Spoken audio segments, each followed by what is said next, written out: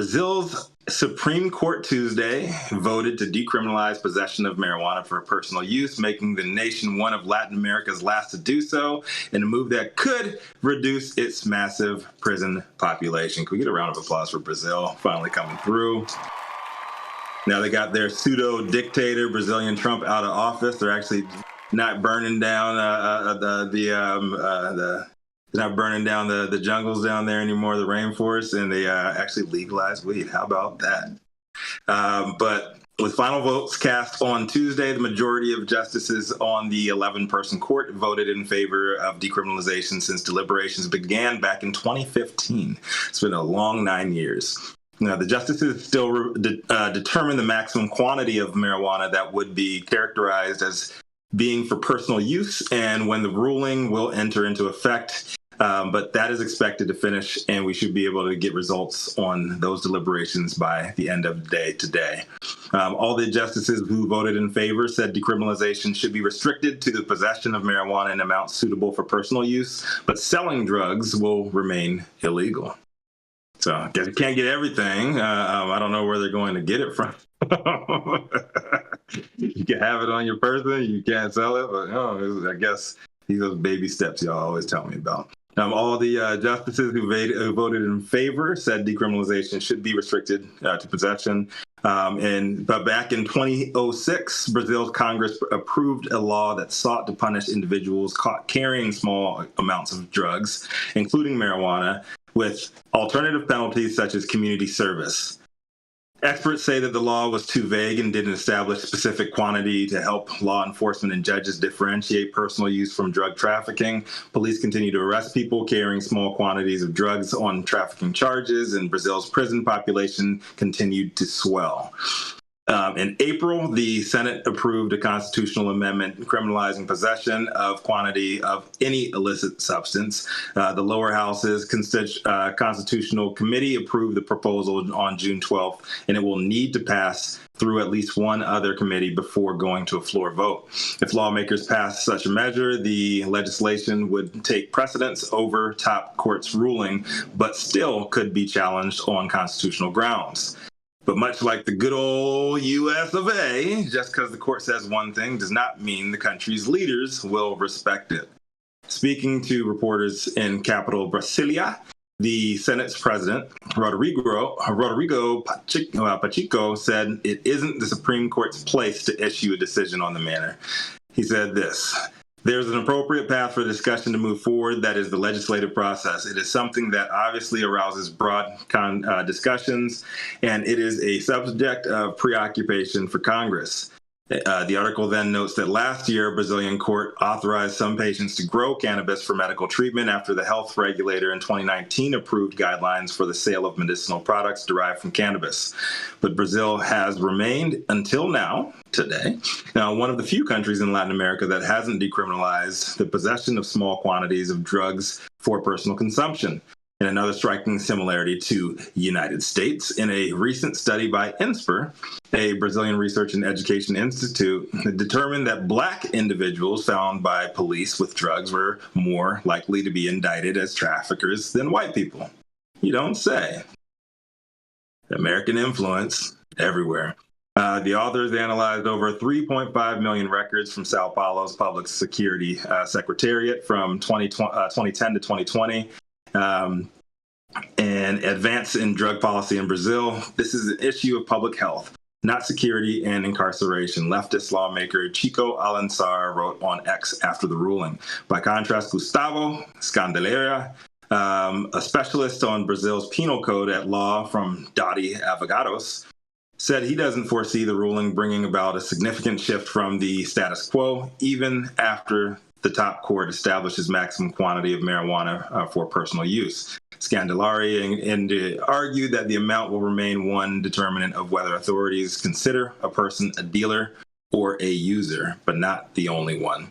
Some Brazilians, like 47-year-old Rio de Janeiro resident Alexandro Trinidadi, have managed to be upset with both the Supreme Court decriminalizing marijuana and Congress pushing it to keep it legal. Brazilians, they're just like us. The Supreme Court is not the right place for such decision. This should be submitted to a plebiscite. Maybe you can help me with what that means, Dale, Mr. Lawman. Plebiscite for the people to decide. Both the Supreme Court and Congress have been very opposed to society in this. As in other countries in the region, like Argentina, Colombia, and Mexico, medicinal use of cannabis in Brazil is allowed, though in a highly restricted manner. So big up to Brazil on moving forward with this. There's obviously going to be a lot of legal battles until afterwards. I think it's just crazy to hear that that Black people in Brazil, are getting the hammer harder than the white drug dealers, just like America, right? This just goes to show that stuff that we do in America matters. The people that we put in power matters. The words that are said by our politicians matter, because other countries try to do the same thing right after that too. So that being said, big love, and in the same spirit of conversation with Weldon yesterday, and the spirit of his movie. It does not matter if you're on the right or the left. What's right is right. What's wrong is wrong. And we can all come together and become unlikely allies if you put common sense first. So I'm Rico Lamitte, Dope as That on the Street for High 9 News. Let's talk about it. Brazil coming through. Well, to answer your question, Rico, it's called a plebiscite, and it's sort of like our initiative process. You're only supposed to have one question, yes or no, basically. And so you put it before the public to vote on something. And traditionally, courts only rule whether something's legal or illegal. They don't try to parse things out and do legislative work. I think it's one of the complaints here.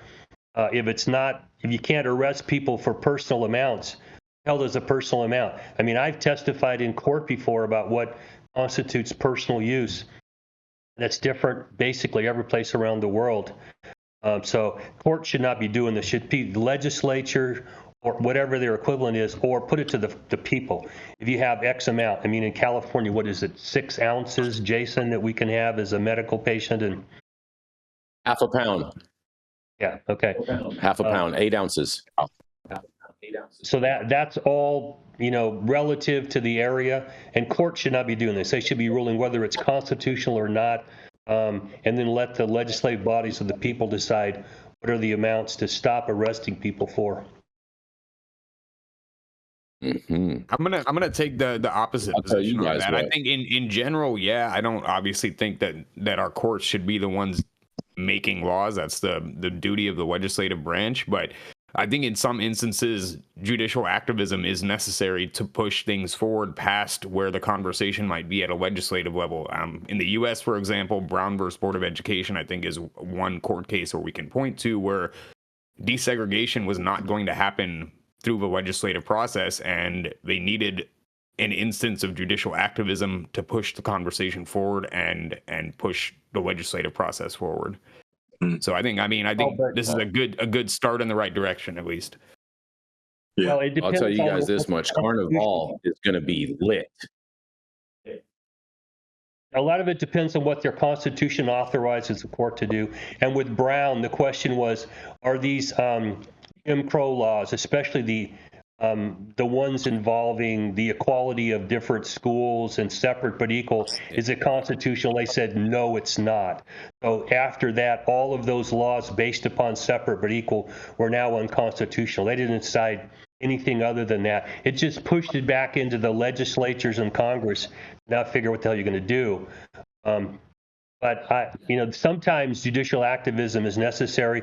But as we found here in the United States under the Dobbs decision, judicial activism sometimes gets reversed, and then we have a huge hole in, now what do we do? Because it wasn't the legislature that did it or the Congress, it was a court, and they're ill-equipped to really define public policy. They're there to say, is this constitutional or not? Basically, that's it.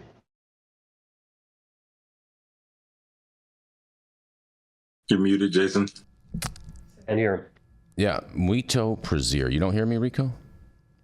Yeah, we hear you now. Okay. All right. Yeah. Well, sorry. We had some audio issues this morning, and so we do apologize for that, but I think we got it all figured out now.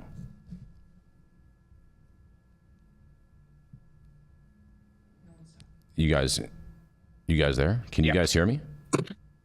Yeah, we can. Okay. We hear you now. All right. Perfect. All right. I'm glad we got this situation situated. But yeah, man, I love Brazil. Yeah, man. I went to BBLs for everybody. Yeah, I went. Well, TAN Airlines. You know what I mean? You know what TAN Airlines stands for? No, go ahead. Something like that ass is nice. I forget. It's something like that. Something like that. That's the Brazilian airline, TAN Airlines. Shout out to TAN Airlines out there, flying everybody back and forth to Brazil. Yeah. Chauvinistic airline, huh? I mean, smoking BBL. Yeah, exactly. It's the airline where most of the girls can't sit down. They just have to sit on their knees and basically pray on the whole flight. Oh no, yeah, because they can't sit down because their BBL is going to explode. Oh, okay. I thought you were going somewhere else with that. So I knew. Of course, you were trying to try to go somewhere else with it. Like, you haven't seen the videos of the girls that have to fly home, and they're on their knees on the airplane. No, I haven't seen that. I don't know what your social feed looks like. There's a ton of videos like that. There's a ton of videos like that. Live feed. Mm-hmm. I think what we got to do, though, is we got to figure out a way to do a cultural immersion trip for the High at 9 News crew down in Rio for Carnival next time. Yes. When I was there, sponsors, who wants to bring us down there? I'm with that. When I was there, all of the locals. We need a tour guide to check out the fellas, man. All the locals told me don't come for Carnival. They said it's absolutely terrible because there's no real crowd control, and everybody is just pissing and shitting in the streets, and so it's more like San Francisco, but with hot people. No, it's like if you've ever been to Mardi Gras, right? Mm-hmm. You ever been to Mardi Gras? That's what it's like, man. It's like Cancun spring break, but everybody's above 30. Oh, yeah. It's like fornication in the street, people pissing and shit. Mm-hmm. It's crazy. I went to Brazil once, and I was supposed to go for 3 days, and I stayed for a month. It was an amazing time. Yeah. Shout out to you Brazil. Have kids. You're so silly. You guys. So silly. Nonetheless, we're going to keep this thing rolling. We're going to roll right into a commercial, and we're going to be right back.